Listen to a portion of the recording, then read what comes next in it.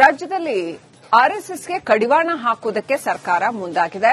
ಸೇಡಂನಲ್ಲಿ ನಿನ್ನೆ ಅಲ್ಲಿ ಪಥಸಂಚಲನ ಆಯೋಜನೆಗೊಂಡಿತ್ತು. ಕೊನೆಯ ಕ್ಷಣದಲ್ಲಿ ಪಥಸಂಚಲನವನ್ನು ರದ್ದುಗೊಳಿಸುವಂತಹ ಆದೇಶ ಕೊಡಲಾಯಿತು. ಆದೇಶ ಸರಿಯಾಗಿ ತಲುಪಿತ್ತೋ ಇಲ್ಲವೋ ಒಟ್ಟಿನಲ್ಲಿ ಪಥಸಂಚಲನಕ್ಕೆ ಮುಂದಾಗಿದ್ದಂತಹ ಸ್ವಯಂ ಸೇವಕರು ಪಥಸಂಚಲನವನ್ನು ಮುಂದುವರೆಸಿದ್ರು. ಆನಂತರ ಅವರನ್ನು ವಶಕ್ಕೆ ಪಡೆಯುವಂತಹ ಒಂದು ಹೈಡ್ರಾಮಾ ನಡೆಯಿತು.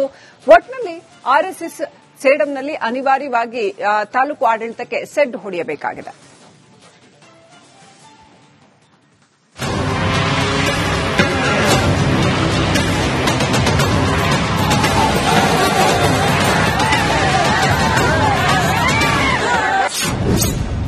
ಸೇಡಂನಲ್ಲಿ ಆರ್ಎಸ್ಎಸ್ ಪಥಸಂಚಲನಕ್ಕೆ ಬ್ರೇಕ್.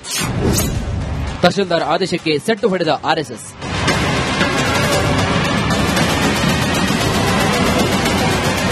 ರಾಜ್ಯದಲ್ಲಿ ಸರ್ಕಾರ ಹಾಗೂ ಸ್ವಯಂ ಸೇವಕ ಸಂಘದ ನಡುವೆ ಸಮರ ಶುರುವಾಗಿದೆ.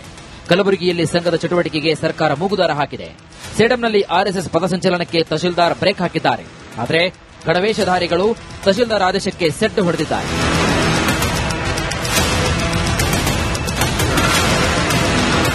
ಸಚಿವ ಶರಣ್ ಪ್ರಕಾಶ್ ಪಾಟೀಲ್ ಪ್ರತಿನಿಧಿಸುವಂತಹ ಸೇಡಂ ಪಟ್ಟಣದಲ್ಲಿ ನಿನ್ನೆ ಆರ್ಎಸ್ಎಸ್ ಪಥಸಂಚಲನ ಹಮ್ಮಿಕೊಂಡಿತ್ತು. ಆದರೆ ಪಥಸಂಚಲನಕ್ಕೆ ತಹಶೀಲ್ದಾರ್ ಶ್ರೀಯಾಂಕ ಅನುಮತಿಯನ್ನು ನಿರಾಕರಿಸಿದ್ರು. ಕೊನೆಯ ಕ್ಷಣದಲ್ಲಿ ಅನುಮತಿ ನಿರಾಕರಿಸಿದ್ದಕ್ಕೆ ಕೆರಳಿದಂತಹ ಆರ್ಎಸ್ಎಸ್ ಕಾರ್ಯಕರ್ತರು ತಹಶೀಲ್ದಾರ್ ಆದೇಶಕ್ಕೆ ಸೆಡ್ಡು ಹೊಡೆದರು. ನಿರಾಕರಣೆ ನಡುವೆಯೇ ಆರ್ಎಸ್ಎಸ್ ಕಾರ್ಯಕರ್ತರು ಪಥಸಂಚಲನವನ್ನು ಮಾಡಿದರು.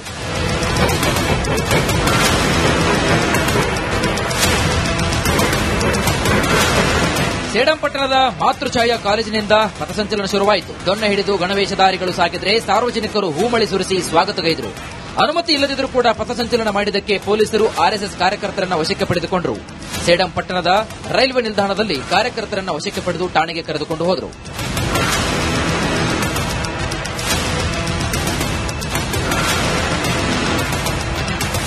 ದಿನದಿನಕ್ಕೂ ಆರ್ಎಸ್ಎಸ್ ಚಟುವಟಿಕೆ ಬ್ಯಾನ್ ಫೈಟ್ ಜೋರಾಗ್ತಿದೆ. ಸಂಘ ಪರಿವಾರದ ನಡುವಿನ ಸಮರ ಧಗಧಗಿಸ್ತಾ ಇದೆ.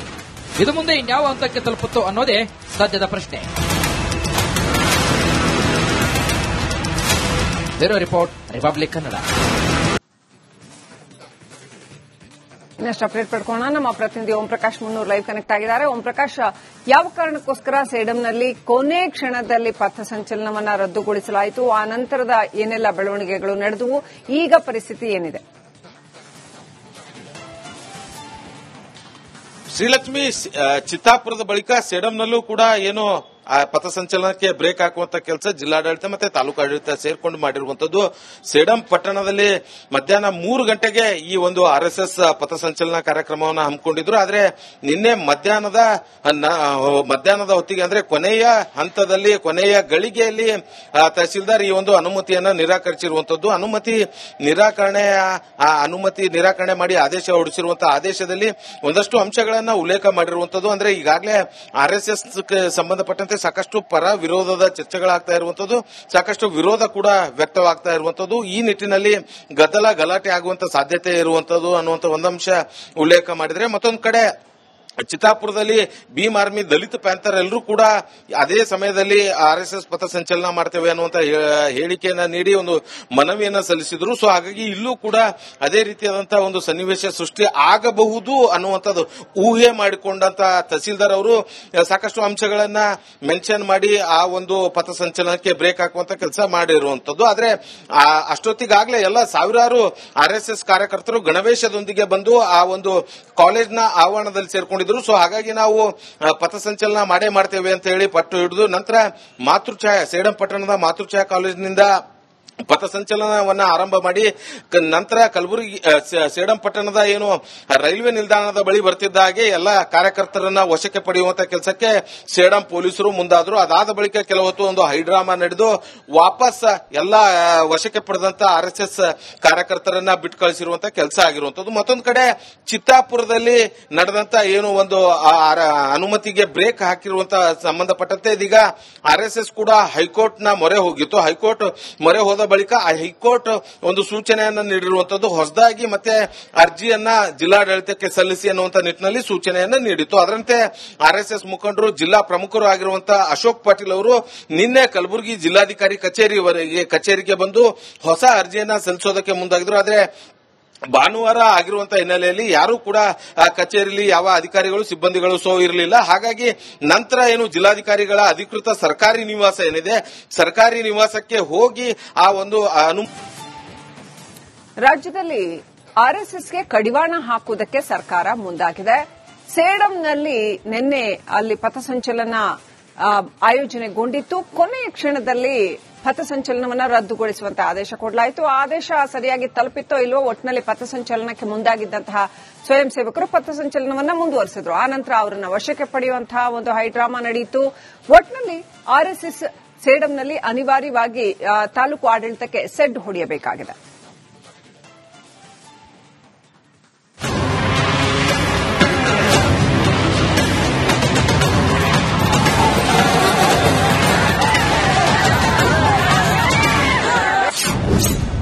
ಸೇಡಂನಲ್ಲಿ ಆರ್ಎಸ್ಎಸ್ ಪಥಸಂಚಲನಕ್ಕೆ ಬ್ರೇಕ್. ತಹಶೀಲ್ದಾರ್ ಆದೇಶಕ್ಕೆ ಸೆಡ್ಡು ಹೊಡೆದ ಆರ್ಎಸ್ಎಸ್.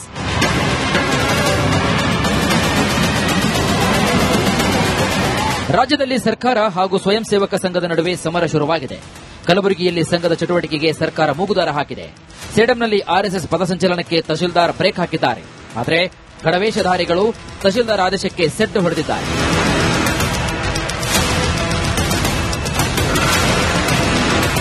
ಸಚಿವ ಶರಣ್ ಪ್ರಕಾಶ್ ಪಾಟೀಲ್ ಪ್ರತಿನಿಧಿಸುವಂತಹ ಸೇಡಂ ಪಟ್ಟಣದಲ್ಲಿ ನಿನ್ನೆ ಆರ್ಎಸ್ಎಸ್ ಪಥಸಂಚಲನ ಹಮ್ಮಿಕೊಂಡಿತ್ತು.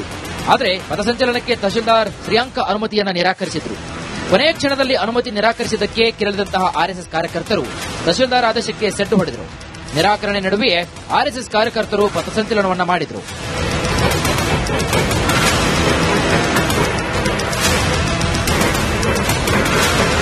ಸೇಡಂ ಪಟ್ಟಣದ ಮಾತೃಛಾಯಾ ಕಾಲೇಜಿನಿಂದ ಪಥಸಂಚಲನ ಶುರುವಾಯಿತು. ದೊಣ್ಣೆ ಹಿಡಿದು ಗಣವೇಷಧಾರಿಗಳು ಸಾಗಿದ್ರೆ ಸಾರ್ವಜನಿಕರು ಹೂಮಳಿ ಸುರಿಸಿ ಸ್ವಾಗತಗೈದರು. ಅನುಮತಿ ಇಲ್ಲದಿದ್ದರೂ ಕೂಡ ಪಥಸಂಚಲನ ಮಾಡಿದ್ದಕ್ಕೆ ಪೊಲೀಸರು ಆರ್ಎಸ್ಎಸ್ ಕಾರ್ಯಕರ್ತರನ್ನು ವಶಕ್ಕೆ ಪಡೆದುಕೊಂಡರು. ಸೇಡಂ ಪಟ್ಟಣದ ರೈಲ್ವೆ ನಿಲ್ದಾಣದಲ್ಲಿ ಕಾರ್ಯಕರ್ತರನ್ನು ವಶಕ್ಕೆ ಪಡೆದು ಠಾಣೆಗೆ ಕರೆದುಕೊಂಡು ಹೋದರು.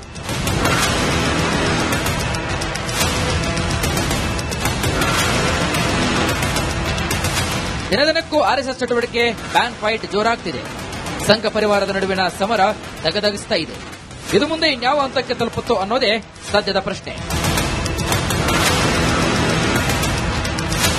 Bureau report, republic Kannada.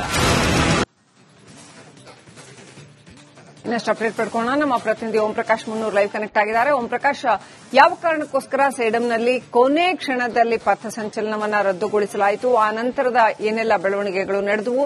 ಈಗ ಪರಿಸ್ಥಿತಿ ಏನಿದೆ? ಶ್ರೀಲಕ್ಷ್ಮಿ, ಚಿತ್ತಾಪುರದ ಬಳಿಕ ಸೇಡಂನಲ್ಲೂ ಕೂಡ ಏನು ಪಥಸಂಚಲನಕ್ಕೆ ಬ್ರೇಕ್ ಹಾಕುವಂತ ಕೆಲಸ ಜಿಲ್ಲಾಡಳಿತ ಮತ್ತೆ ತಾಲೂಕು ಆಡಳಿತ ಸೇರ್ಕೊಂಡು ಮಾಡಿರುವಂತದ್ದು. ಸೇಡಂ ಪಟ್ಟಣದಲ್ಲಿ ಮಧ್ಯಾಹ್ನ 3 ಗಂಟೆಗೆ ಈ ಒಂದು ಆರ್ಎಸ್ಎಸ್ ಪಥಸಂಚಲನ ಕಾರ್ಯಕ್ರಮವನ್ನು ಹಮ್ಮಿಕೊಂಡಿದ್ರು. ಆದರೆ ನಿನ್ನೆ ಮಧ್ಯಾಹ್ನದ ಹೊತ್ತಿಗೆ ಅಂದ್ರೆ ಕೊನೆಯ ಹಂತದಲ್ಲಿ, ಕೊನೆಯ ಗಳಿಗೆಯಲ್ಲಿ ತಹಸೀಲ್ದಾರ್ ಈ ಒಂದು ಅನುಮತಿಯನ್ನ ನಿರಾಕರಿಸಿರುವಂತದ್ದು. ಅನುಮತಿ ನಿರಾಕರಣೆ ಮಾಡಿ ಆದೇಶ ಹೊರಡಿಸಿರುವಂತಹ ಆದೇಶದಲ್ಲಿ ಒಂದಷ್ಟು ಅಂಶಗಳನ್ನ ಉಲ್ಲೇಖ ಮಾಡಿರುವಂತದ್ದು. ಅಂದ್ರೆ ಈಗಾಗಲೇ ಆರ್ಎಸ್ಎಸ್ ಸಂಬಂಧಪಟ್ಟಂತೆ ಸಾಕಷ್ಟು ಪರ ವಿರೋಧದ ಚರ್ಚೆಗಳಾಗ್ತಾ ಇರುವಂತದ್ದು, ಸಾಕಷ್ಟು ವಿರೋಧ ಕೂಡ ವ್ಯಕ್ತವಾಗ್ತಾ ಇರುವಂತದ್ದು. ಈ ನಿಟ್ಟಿನಲ್ಲಿ ಗಲಾಟೆ ಆಗುವಂತ ಸಾಧ್ಯತೆ ಇರುವಂತದ್ದು ಅನ್ನುವಂತ ಒಂದಂಶ ಉಲ್ಲೇಖ ಮಾಡಿದ್ರೆ, ಮತ್ತೊಂದು ಕಡೆ ಚಿತ್ತಾಪುರದಲ್ಲಿ ಭೀಮ್ ಆರ್ಮಿ, ದಲಿತ ಪ್ಯಾಂಥರ್ ಎಲ್ಲರೂ ಕೂಡ ಅದೇ ಸಮಯದಲ್ಲಿ ಆರ್ಎಸ್ಎಸ್ ಪಥಸಂಚಲನ ಮಾಡ್ತೇವೆ ಅನ್ನುವಂತ ಹೇಳಿಕೆಯನ್ನ ನೀಡಿ ಒಂದು ಮನವಿಯನ್ನ ಸಲ್ಲಿಸಿದ್ರು. ಸೊ ಹಾಗಾಗಿ ಇಲ್ಲೂ ಕೂಡ ಅದೇ ರೀತಿಯಾದಂತಹ ಒಂದು ಸನ್ನಿವೇಶ ಸೃಷ್ಟಿ ಆಗಬಹುದು ಅನ್ನುವಂಥದ್ದು ಊಹೆ ಮಾಡಿಕೊಂಡಂತ ತಹಸೀಲ್ದಾರ್ ಅವರು ಸಾಕಷ್ಟು ಅಂಶಗಳನ್ನ ಮೆನ್ಷನ್ ಮಾಡಿ ಆ ಒಂದು ಪಥಸಂಚಲನಕ್ಕೆ ಬ್ರೇಕ್ ಹಾಕುವಂತ ಕೆಲಸ ಮಾಡಿರುವಂತದ್ದು. ಆದ್ರೆ ಅಷ್ಟೊತ್ತಿಗಾಗಲೇ ಎಲ್ಲ ಸಾವಿರಾರು ಆರ್ಎಸ್ಎಸ್ ಕಾರ್ಯಕರ್ತರು ಗಣವೇಶದೊಂದಿಗೆ ಬಂದು ಆ ಒಂದು ಕಾಲೇಜ್ನ ಆವರಣದಲ್ಲಿ ಸೇರ್ಕೊಂಡಿದ್ರು. ಸೊ ಹಾಗಾಗಿ ನಾವು ಪಥಸಂಚಲನ ಮಾಡೇ ಮಾಡ್ತೇವೆ ಅಂತ ಹೇಳಿ ಪಟ್ಟು ಹಿಡಿದು ನಂತರ ಸೇಡಂ ಪಟ್ಟಣದ ಮಾತೃಛಾಯಾ ಕಾಲೇಜಿನಿಂದ ಪಥಸಂಚಲನವನ್ನ ಆರಂಭ ಮಾಡಿ ನಂತರ ಕಲಬುರಗಿ ಸೇಡಂ ಪಟ್ಟಣದ ಏನು ರೈಲ್ವೆ ನಿಲ್ದಾಣದ ಬಳಿ ಬರ್ತಿದ್ದ ಹಾಗೆ ಎಲ್ಲ ಕಾರ್ಯಕರ್ತರನ್ನ ವಶಕ್ಕೆ ಪಡೆಯುವಂತ ಕೆಲಸಕ್ಕೆ ಸೇಡಂ ಪೊಲೀಸರು ಮುಂದಾದ್ರು. ಅದಾದ ಬಳಿಕ ಕೆಲ ಹೊತ್ತು ಒಂದು ಹೈಡ್ರಾಮಾ ನಡೆದು ವಾಪಸ್ ಎಲ್ಲ ವಶಕ್ಕೆ ಪಡೆದಂತ ಆರ್ಎಸ್ಎಸ್ ಕಾರ್ಯಕರ್ತರನ್ನ ಬಿಟ್ಟು ಕಳಿಸಿರುವಂತ ಕೆಲಸ ಆಗಿರುವಂತದ್ದು. ಮತ್ತೊಂದು ಕಡೆ ಚಿತ್ತಾಪುರದಲ್ಲಿ ನಡೆದಂತ ಏನು ಒಂದು ಅನುಮತಿಗೆ ಬ್ರೇಕ್ ಹಾಕಿರುವಂತ ಸಂಬಂಧಪಟ್ಟಂತೆ ಇದೀಗ ಆರ್ಎಸ್ಎಸ್ ಕೂಡ ಹೈಕೋರ್ಟ್ನ ಮೊರೆ ಹೋಗಿತ್ತು. ಹೈಕೋರ್ಟ್ ಮೊರೆ ಹೋದ ಬಳಿಕ ಹೈಕೋರ್ಟ್ ಒಂದು ಸೂಚನೆಯನ್ನ ನೀಡಿರುವಂತದ್ದು. ಹೊಸದಾಗಿ ಮತ್ತೆ ಅರ್ಜಿಯನ್ನ ಜಿಲ್ಲಾಡಳಿತಕ್ಕೆ ಸಲ್ಲಿಸಿ ಅನ್ನುವಂತ ನಿಟ್ಟಿನಲ್ಲಿ ಸೂಚನೆಯನ್ನ ನೀಡಿತ್ತು. ಅದರಂತೆ ಆರ್ಎಸ್ಎಸ್ ಮುಖಂಡರು, ಜಿಲ್ಲಾ ಪ್ರಮುಖರು ಆಗಿರುವಂತಹ ಅಶೋಕ್ ಪಾಟೀಲ್ ಅವರು ನಿನ್ನೆ ಕಲಬುರಗಿ ಜಿಲ್ಲಾಧಿಕಾರಿ ಕಚೇರಿಗೆ ಬಂದು ಹೊಸ ಅರ್ಜಿಯನ್ನ ಸಲ್ಲಿಸೋದಕ್ಕೆ ಮುಂದಾಗಿದ್ರು. ಆದ್ರೆ ಭಾನುವಾರ ಆಗಿರುವಂತಹ ಹಿನ್ನೆಲೆಯಲ್ಲಿ ಯಾರೂ ಕೂಡ ಆ ಕಚೇರಿಯಲ್ಲಿ ಯಾವ ಅಧಿಕಾರಿಗಳು ಸಿಬ್ಬಂದಿಗಳು ಇರಲಿಲ್ಲ. ಹಾಗಾಗಿ ನಂತರ ಏನು ಜಿಲ್ಲಾಧಿಕಾರಿಗಳ ಅಧಿಕೃತ ಸರ್ಕಾರಿ ನಿವಾಸ ಏನಿದೆ, ಸರ್ಕಾರಿ ನಿವಾಸಕ್ಕೆ ಹೋಗಿ ಆ ಒಂದು ರಾಜ್ಯದಲ್ಲಿ ಆರ್ಎಸ್ಎಸ್ಗೆ ಕಡಿವಾಣ ಹಾಕುವುದಕ್ಕೆ ಸರ್ಕಾರ ಮುಂದಾಗಿದೆ.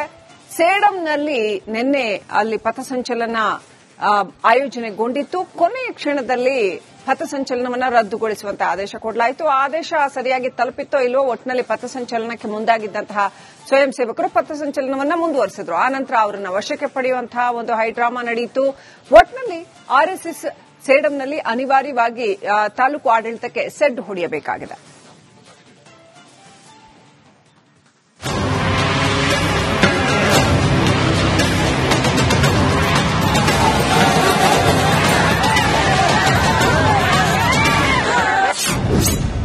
ಸೇಡಂನಲ್ಲಿ ಆರ್ಎಸ್ಎಸ್ ಪಥಸಂಚಲನಕ್ಕೆ ಬ್ರೇಕ್.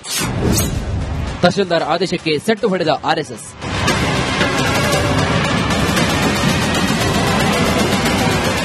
ರಾಜ್ಯದಲ್ಲಿ ಸರ್ಕಾರ ಹಾಗೂ ಸ್ವಯಂ ಸೇವಕ ಸಂಘದ ನಡುವೆ ಸಮರ ಶುರುವಾಗಿದೆ. ಕಲಬುರಗಿಯಲ್ಲಿ ಸಂಘದ ಚಟುವಟಿಕೆಗೆ ಸರ್ಕಾರ ಮೂಗುದಾರ ಹಾಕಿದೆ. ಸೇಡಂನಲ್ಲಿ ಆರ್ಎಸ್ಎಸ್ ಪಥಸಂಚಲನಕ್ಕೆ ತಹಶೀಲ್ದಾರ್ ಬ್ರೇಕ್ ಹಾಕಿದ್ದಾರೆ. ಆದರೆ ಗಣವೇಷಧಾರಿಗಳು ತಹಶೀಲ್ದಾರ್ ಆದೇಶಕ್ಕೆ ಸೆಟ್ಟು ಹೊಡೆದಿದ್ದಾರೆ.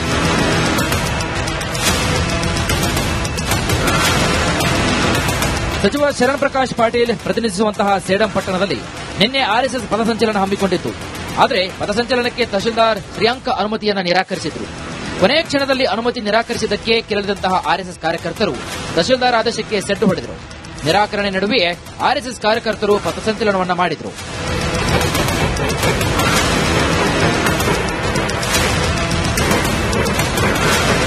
ಸೇಡಂ ಪಟ್ಟಣದ ಮಾತೃಛಾಯಾ ಕಾಲೇಜಿನಿಂದ ಪಥಸಂಚಲನ ಶುರುವಾಯಿತು. ದೊಣ್ಣೆ ಹಿಡಿದು ಗಣವೇಷಧಾರಿಗಳು ಸಾಗಿದ್ರೆ ಸಾರ್ವಜನಿಕರು ಹೂಮಳಿ ಸುರಿಸಿ ಸ್ವಾಗತಗೈದರು. ಅನುಮತಿ ಇಲ್ಲದಿದ್ದರೂ ಕೂಡ ಪಥಸಂಚಲನ ಮಾಡಿದ್ದಕ್ಕೆ ಪೊಲೀಸರು ಆರ್ಎಸ್ಎಸ್ ಕಾರ್ಯಕರ್ತರನ್ನು ವಶಕ್ಕೆ ಪಡೆದುಕೊಂಡರು. ಸೇಡಂ ಪಟ್ಟಣದ ರೈಲ್ವೆ ನಿಲ್ದಾಣದಲ್ಲಿ ಕಾರ್ಯಕರ್ತರನ್ನು ವಶಕ್ಕೆ ಪಡೆದು ಠಾಣೆಗೆ ಕರೆದುಕೊಂಡು ಹೋದರು.